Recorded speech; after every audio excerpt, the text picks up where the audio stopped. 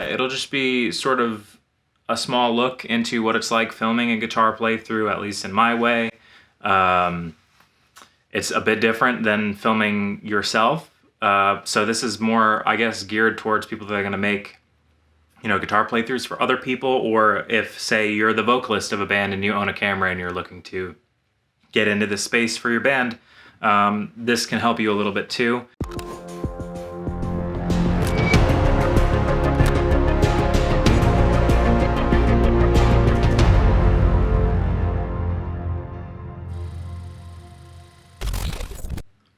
What's up? It's been a while. Haven't uploaded to YouTube recently, mostly because the world started to open back up again, especially here in Texas. So I was able to start taking some filming jobs and all of that because, unfortunately I didn't get unemployment. So it was one of those things where it was declare bankruptcy or work, and I'm going to choose work every time. So anyways, to sort of launch the, or celebrate the opening of Texas again, I decided to do a video giveaway for local bands out here in Austin. So I launched that on Instagram. So if you're not following me there, it's at Nevermore Visuals.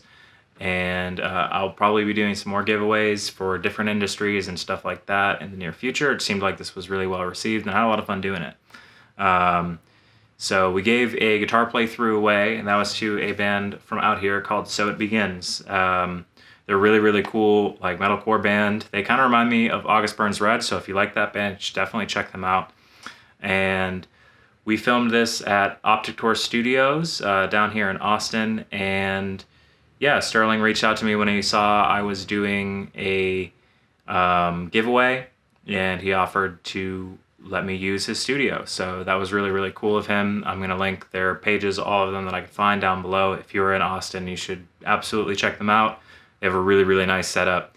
And yeah, so he was able to film some behind the scenes footage for me today as well, and send that over. So I was able to put this video together.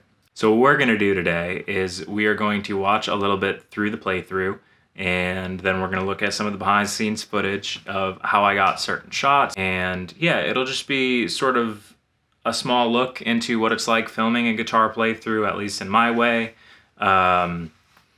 It's a bit different than filming yourself.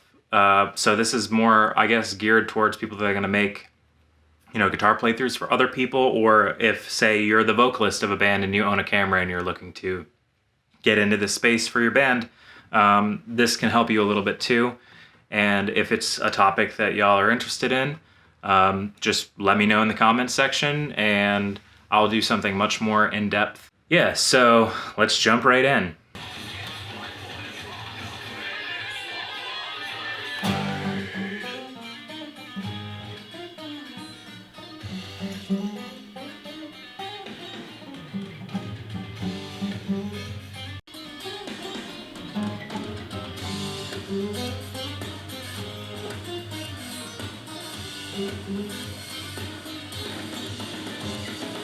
So the main sort of shot or style that I wanted to talk about in this video actually was these sort of jib, like crane movements that I'm doing in the flamenco guitar part of the song.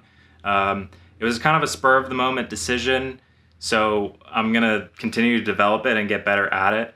But I've already got a few questions about it, and I'm pretty proud of how it came out. So it's pretty simple. Basically, you just take your gimbal, you put it on the pan follow mode, and you start at one point, and then you just gotta really confidently swing your arms in a way that you feel like a robot could, I guess, and stop at another. So having this sort of basic understanding of those different guitar cover playthrough angles that I use, that can really help, because basically what I'm doing is I'm saying, okay, here's my main angle, now I'm gonna switch to the neck down angle, now I'm gonna switch to the body up angle, and you just gotta get it in one fluid movement.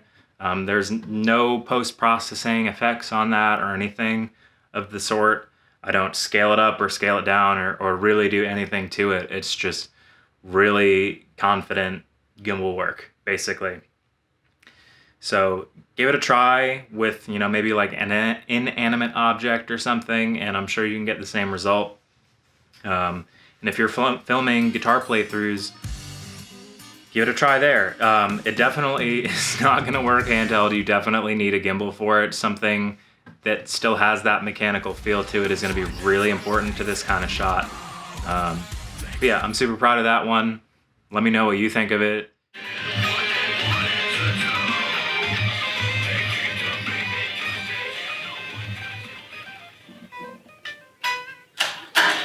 So we call that hot fire. Hot fire. Perfect. Sweet. Thanks, man. I like to do controlled angles. I like to always start there, so having at least like 2 run-throughs of a tripod shot that the artist feels good about. So basically I just set the tripod up and I have them play through the song twice. I don't really change anything because, you know, everything's just staying still. And once they feel like they've got their song played perfectly, then you can move on from there. And the reason that we do this is because, say you're shooting gimbal stuff for the rest of the video, you just don't want to get unlucky. You don't want to have a certain part in the song where, say in the next 6 takes that you did, something went wrong at that exact spot in every one. You know, maybe the first time through the artist messed up playing it, and then the second time through your camera movement was off, and the third time through you missed focus, and the 5th time through you almost got focus, but then the artist messed up again. So like, it's just one of those things that you want to have at least something that you can cut to. And this applies for all of filmmaking. Like whenever I do shoots that involve capturing audio, I usually have 2 or 3 sources of audio to get things from. That way, if one of them fucks up or whatever, I can be sure to have a backup. So having backups is important, and going in with a plan is also important. Now, guitar playthroughs, do you have to have super rigid structuring to what you're shooting? No, not necessarily. Like I said, I just kind of ran through it twice with the tripod, and then the rest of it was all gimbal. I switched lenses on the gimbal. I think, I generally just use 2 lenses for almost every shoot that I do. 85 for the close-ups, 24 for the wide shots, and I just ran the gimbal on both. I had them play through the entire song basically, and the only thing we did in this specific instance was we separated the acoustic parts from the electric parts, just because you can't just run and go and grab the other guitar and just do that. It didn't really make sense for timing, and it didn't really make sense for continuity or anything like that. So it made more sense to just punch those parts in. And yeah, I mean, that's another thing that's pretty important too, is doing some punch-ins, some parts that you know are a little bit more tough or they're more important to the song. So for example, this song, it has a solo about 3/4 of the way through.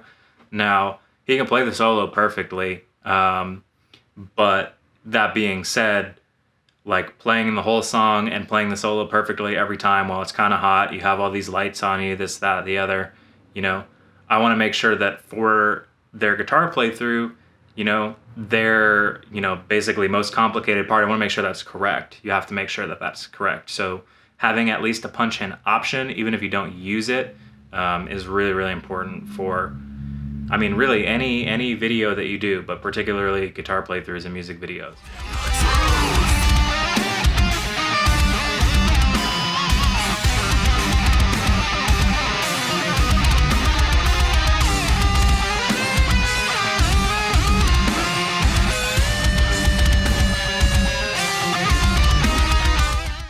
And then also the solo was the only thing I didn't hit because I was doing that behind. So Yeah. maybe we can do a separate or something. We could do the same version of what you just did. Yeah. Again. So without the solo, like you do the Yeah. backing part, just for this, and then from there we're gonna be doing some like more close-up stuff. So I'd love to get the solo like really close up. Sweet. Sounds good. So we're gonna run the